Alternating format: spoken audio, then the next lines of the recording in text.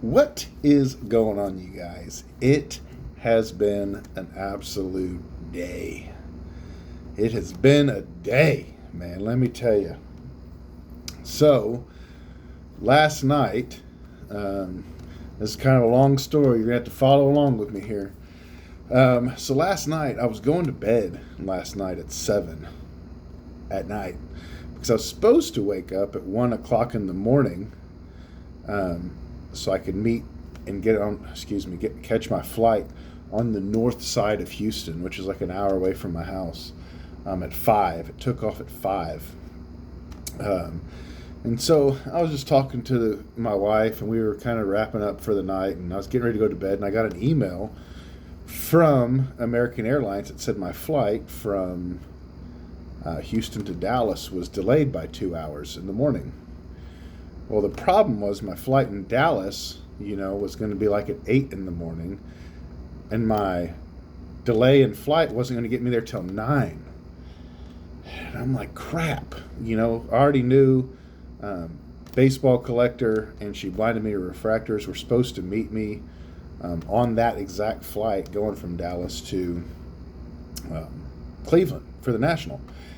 And I'm like, dude, I'm like pretty pissed off,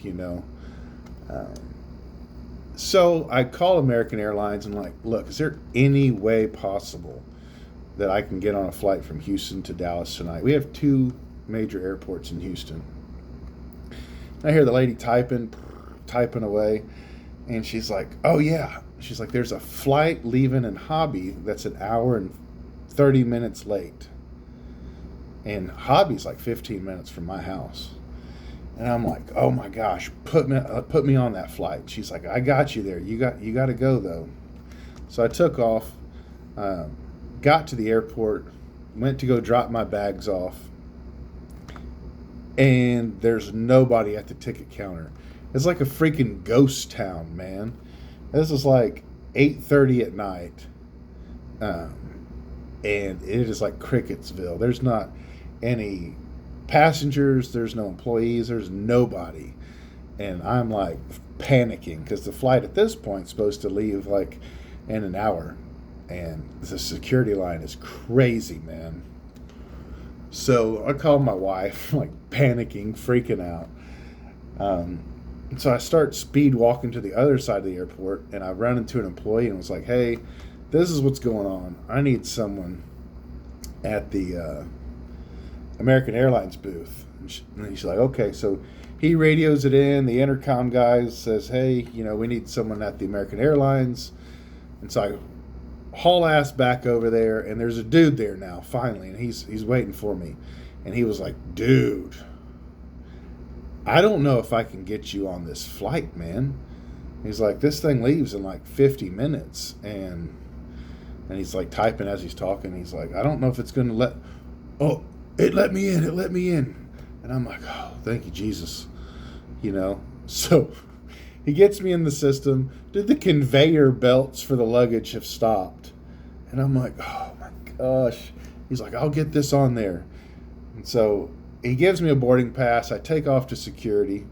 And I'm just thinking like, dude, there is no way my luggage makes it, man. It just felt so unorganized and discombobulated, just jacked up.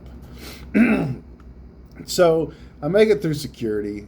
By the time I get to my gate, it's like we're loading, like already. It's like the last boarding group. So in between all of that, I call Mike, and I'm like, yo, dude, I'm flying into Dallas tonight, man. He's like, holy crap. Like, you want me to pick you up? And so we talk, and yeah, he's going to pick me up. Well, he ends up picking me up like at 10 in Dallas. The guy in Houston told me my luggage, I wouldn't be able to pick it up in Dallas. And so went to Mike's. I literally got 3.5 hours of sleep. And so we woke up at 5 in the morning to catch our flight this morning at 8. And we got here to Cleveland, and guess whose baggage wasn't on the freaking plane?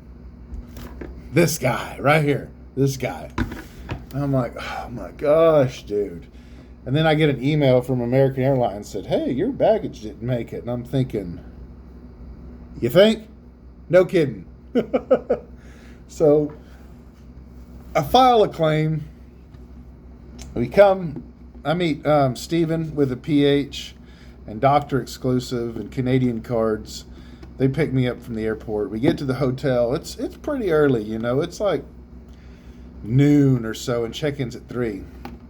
And I'm like, man, I don't know if they're going to let us check in this early. So Stephen with a PH goes up to the front desk, and they're like, oh, here's your room. Here's your room key. And then I get up there, and they're like, nope, your room isn't ready. Well, what time is it supposed to be ready? 3. Cool. Call him at 3.